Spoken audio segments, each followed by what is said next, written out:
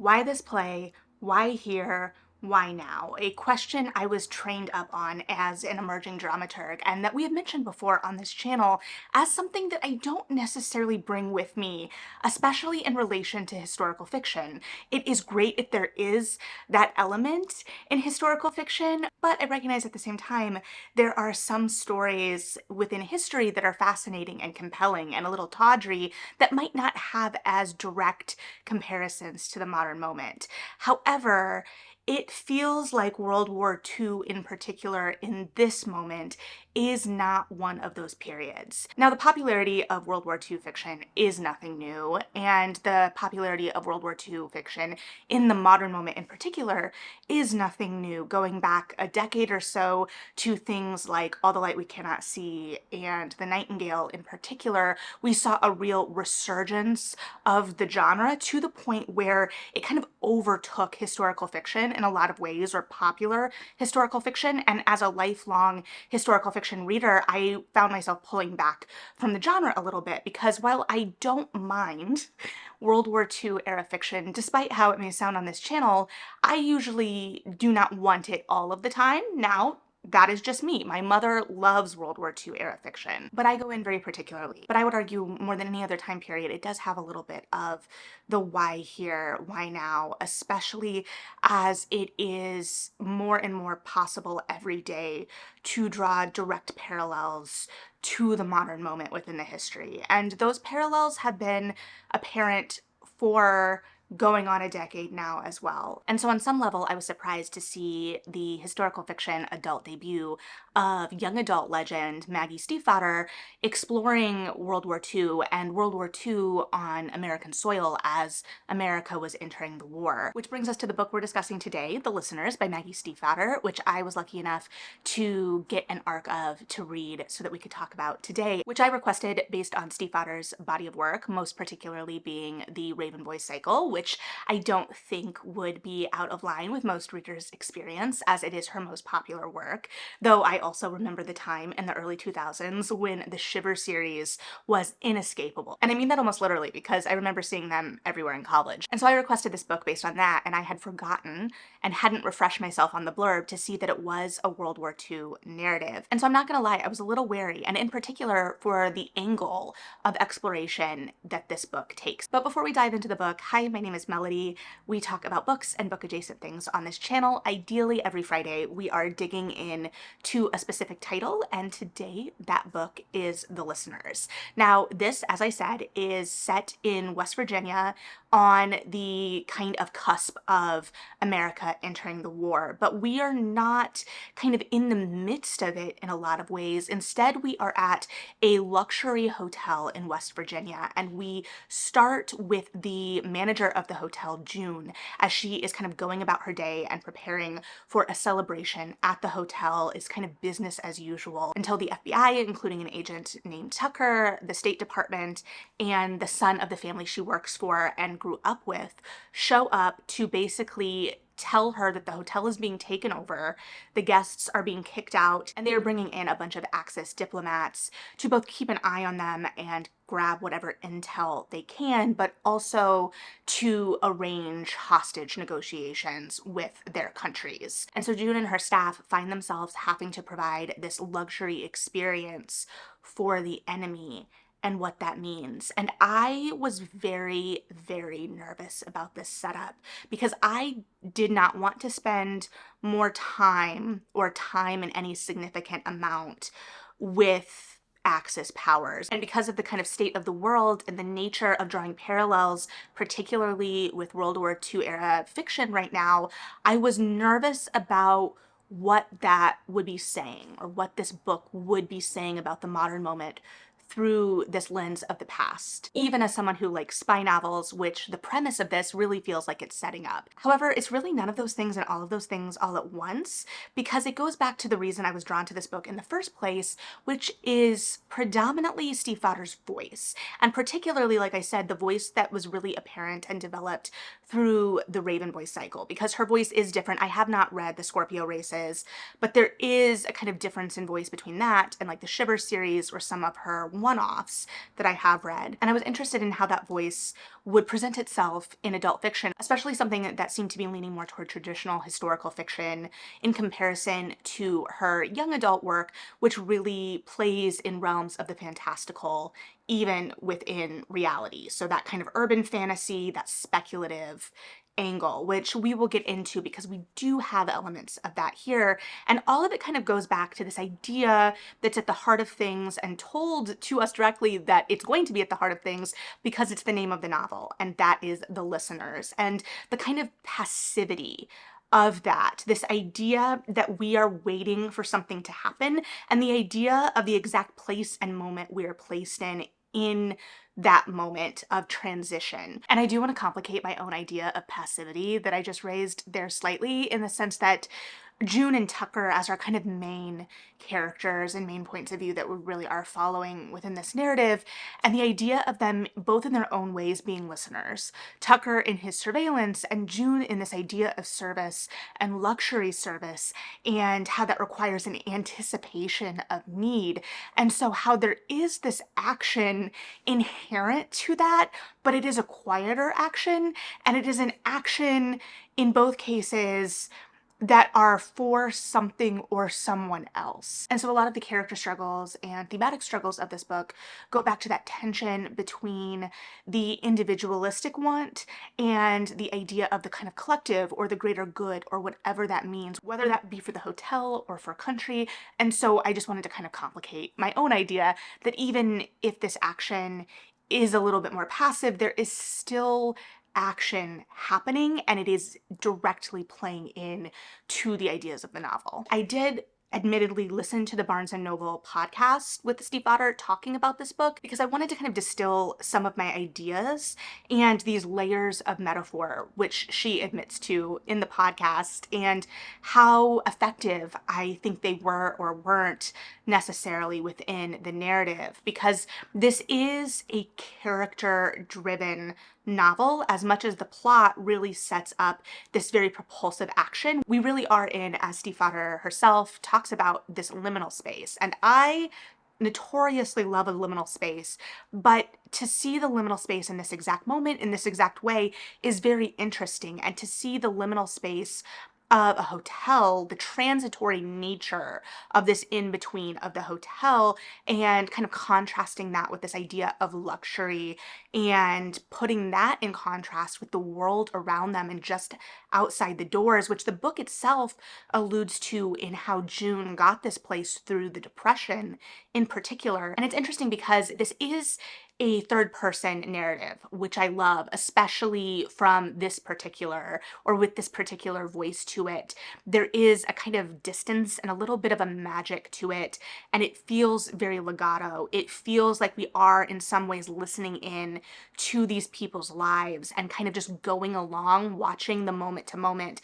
But because of that, it is also a little slower, and it feels very lethargic. And because the voice is wrapped in all of these layers of metaphor as well, that kind of weighs things down even further. And so we have these really crystalline anecdotes in terms of the history, things that very much actually happen, references to rationing, anticipation of rationing, things that are very tangible and sensory in their description, and they still feel like they're at a little bit of a remove because of the nature of the way the narrative is being told, and these kind of layers of metaphor on top of each other, because even these characters are at a kind of moment of change, on the precipice of change, as I mention or talk about pretty frequently. We have June as the established name in this place, the boss, who is seeing her world as she knows it, and the routine that she really kind of protects in a lot of ways. All of that is being upset, and her rule of order is being upset, and the way she views the world is being upset, because she is having the enemy essentially come in, and she is being asked to provide them this experience. At the same time, she's balancing that with intelligence needs and requests, knowing that the agents are listening and observing everything, also while her personal life is kind of being thrown into question in the sense that she took over this hotel for the family. She grew up with the children of this family and in many ways is a part of the family, but is still the help in a lot of ways as well. And this is explored in particular with her kind of on again, off again relationship with the eldest son of the family, who is this notorious kind of playboy, and the relationship that they have within the walls of the hotel versus him going out into the wider world and being someone completely different. And so a lot of this experience asks her to reframe this existence, which also goes into, or the metaphor and the magic of things plays into that as well, but I want to dive into that a little bit more specifically. And so then we also have Tucker, who is the FBI agent kind of coming in that has something to prove. Basically, something has come up in his background check even 10 years into the Bureau because they're doing different checks on the eve of war, and something has come up. There's some secret in his past and he is having to prove himself. And from the moment he steps in the room, June clocks that he has a coal miner's tattoo, and so it becomes evident that he has some connection to this general place as well. And so what secrets are lurking in his background, and what does his future look like with the Bureau in particular, and how is this mission serving that? We do also end up getting a point of view from one of the children of the diplomats, German diplomats, that are brought into the hotel. We don't stay with her a whole lot. She is very important to the plot of the book as it stands, but the action is kind of slow moving and compounding factors. And while there is this sense of urgency and danger to the historical moment, and also knowing us as readers are coming in with more context of the historical moment than our characters have when they're being asked to interact with these people, like we have a much different idea of what was going on at the end of the war than at the beginning. So that was something I was constantly having to check as a reader as well. And so that kind of constant reframing was interesting, but I also wasn't sure how I felt about it. And so we have this kind of legato nature to the storytelling that leads to character revelation and these moments of change within their journeys. Now, do I think the moments of change are always rooted in action, or do they always make sense? Do the reversals always make sense to me? No. There was one revelation that came later in the book, and I'm not going to spoil anything, but basically a character revealed information to another character, and I wasn't really sure what got the character that was revealing something to the point of that revelation. Like, what about that specific moment necessitated that reveal, other than as much as the plot stands, it pushed the plot forward? I don't know. But at the same time, the nature of storytelling in this way also makes us as the reader, the listeners. We are kind of silently observing the nature of these characters as much as we are given the peek, because even though we are in the third person, we are more in a kind of God point of view, we are still only being shown very specific slivers, and kind of invites us into the conflicts our characters are facing within this liminal space. And like I said, it is very character driven, but at the same time, the characters are the vehicle for the thematic explorations and the metaphor, which I really think are the central interests in this, the kernels that are really pushing this forward. And we can talk about how, and we may touch on how successful that may be, but there are lots of layers of metaphor here. We talked about the liminal space of the hotel itself, but before I kind of clicked with that, especially in relation to how it was being discussed in that podcast, I have in my reading journal, is the Avalon a metaphor for America? The kind of idea of the American dream, the promise of America, how we interact with our national identity, especially with lines like, she reminded herself that the Avalon was for everyone who came, not just those who deserved it. And that brings up larger questions of national identity and does put us more in direct conversation with the modern moment without heavy-handedly drawing those parallels. At the same time, do I think all of the metaphors in this book are subtle Not necessarily. And that gets us into the main kind of running metaphor of the book, which is the Sweetwater, which we see June drink from her very first morning waking up, that we are introduced to her and we hear and see referenced throughout the text. And it is this idea of the water in the hotel, which is also a spa, and who can access the spa part of this hotel. It is very clearly, that is a very clear boundary that is put up when these guests arrive at the hotel, is that they are not invited in to experience the spa parts. And yes, there is a part of that that's just like, that's an added luxury that they have not earned potentially, but at the same time it's very clear that there is a stake there for June and for her idea of this hotel, which goes back to how she is interacting with this water and what power this water may be imbued with. We see her only giving good intentions to this water. So is this water toxic positivity in some way? Potentially. This idea of the lies and the stories we tell ourselves and how we interact with those stories, and whether those stories corrupt us or what those stories cost us in whatever way, which is then in direct conversation with the ideas of the Avalon and what the Avalon represents. However, and this feels kind of the school of particularly the Raven boys, with this idea of the water and the natural kind of element there and the mystical, magical properties of the water. I did take some kind of umbrage with how Stiefvater described this in the podcast, because it felt to me like, and granted this was a very short interview, it wasn't super in-depth, but she was kind of drawing or setting her and how she interacts with magic in her worlds apart from other authors in a way that I found slightly disingenuous. And I've had similar critiques for other authors, especially like in romance or in other fields, where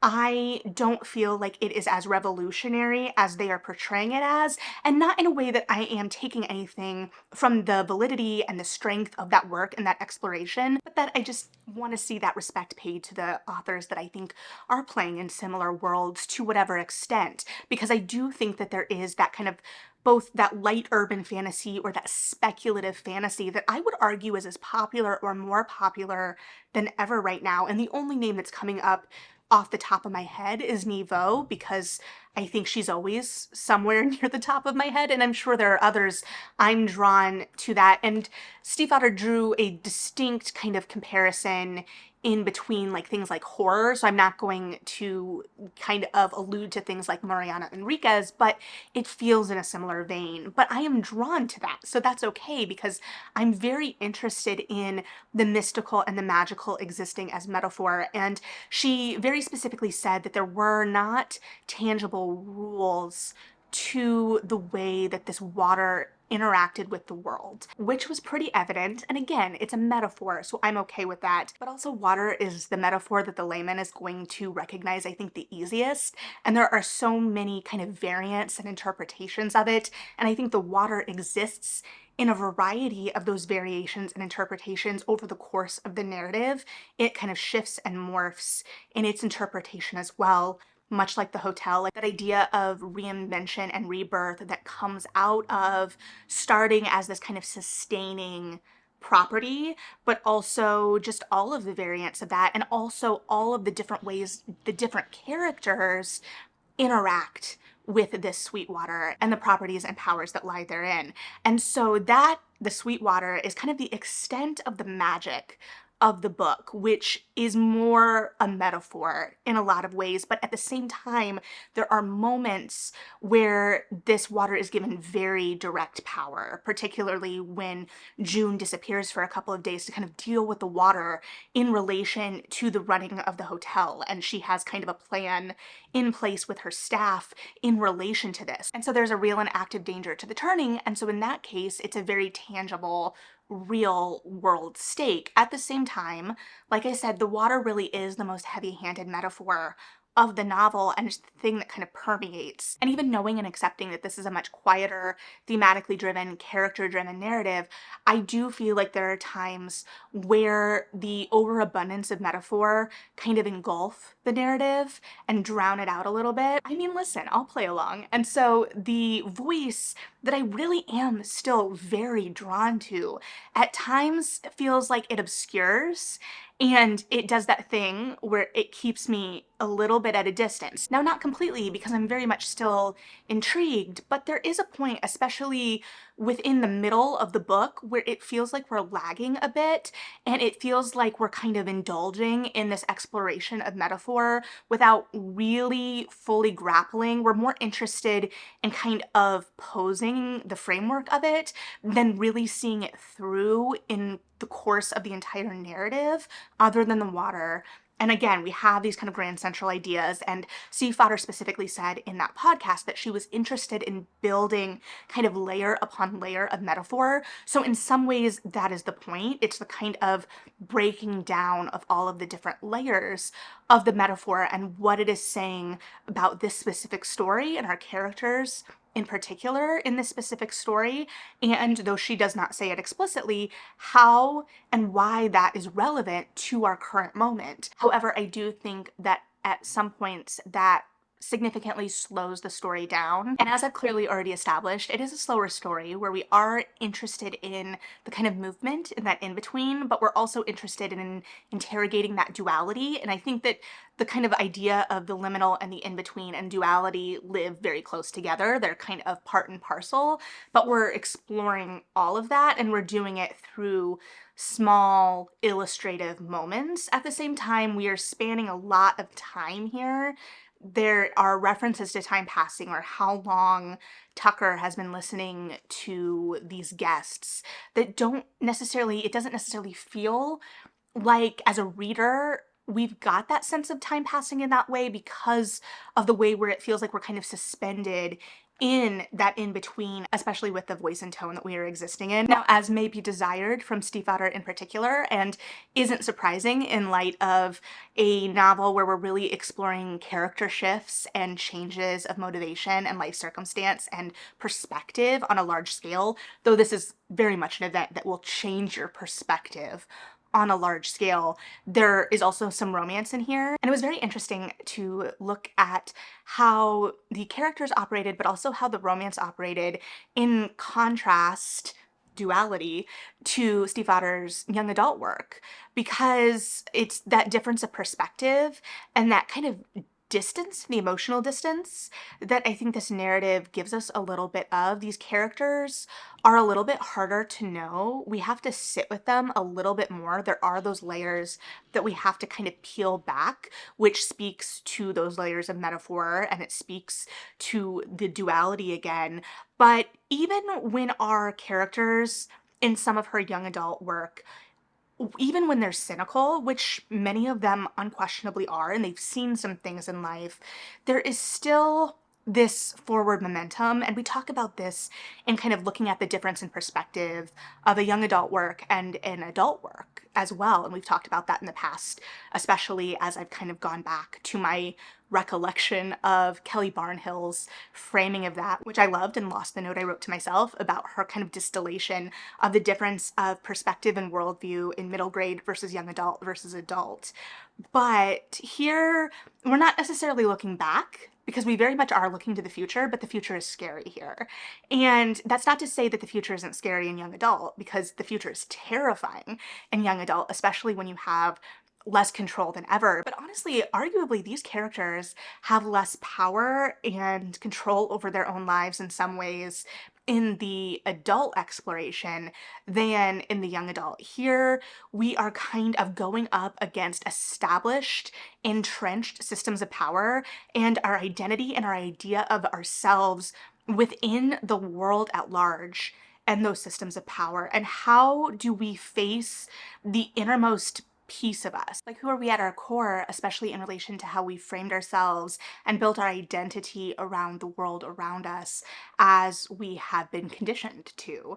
And in relation to that, the romance kind of plays with that, but is still kind of stuck in that thematic exploration in some ways as well. And I would argue lacks some of the urgency of, in particular, the Raven Boys. I mean, the Shiver cycle as well, but that is a whole different beast. And that is a much more poetry-based voice. And that definitely has an urgency to it, but in a much different way. And so it's interesting to see this voice that I know and have grown to love in a lot of ways transposed for a modern audience, and to see her take on such a different perspective. She has always, the love of history has always been evident. I know she was a history major, and that has always been clear in her books, and that is part of what has drawn me to them as well. And so to see us more firmly rooted in the past was interesting, and the elements of the kind of supernatural here, for lack of a better word, I'm glad that those persisted, even if I did feel at times that they were a little heavy-handed. But the good news about layers upon layers of metaphor is that there will be plenty to dig into if you decide you want to read this with a group, a book club, etc. There will be plenty to talk about, absolutely. And those elements of the odd and the supernatural give it a little bit of something new, a new perspective in relation to the genre of World War II historical fiction. So yeah, it was interesting. I definitely felt the weight of this narrative as I was reading, and I think that that weight and those considerations, that conversation that I was having with myself about those parallels really were the why here, why now of it all. But I would be very interested to hear what you think if you've read this, both as the book itself, the layers of metaphor and idea in it, what you thought of the characters, how successful the book itself was for you, as well as how you kind of contextualize this within her larger body of work, and if you are a long-time reader or if this is your first. So that's what I've got. As usual, thank you so much for being here and being interested in what I have to say. Like and subscribe if you feel like it. Read something good, and yeah,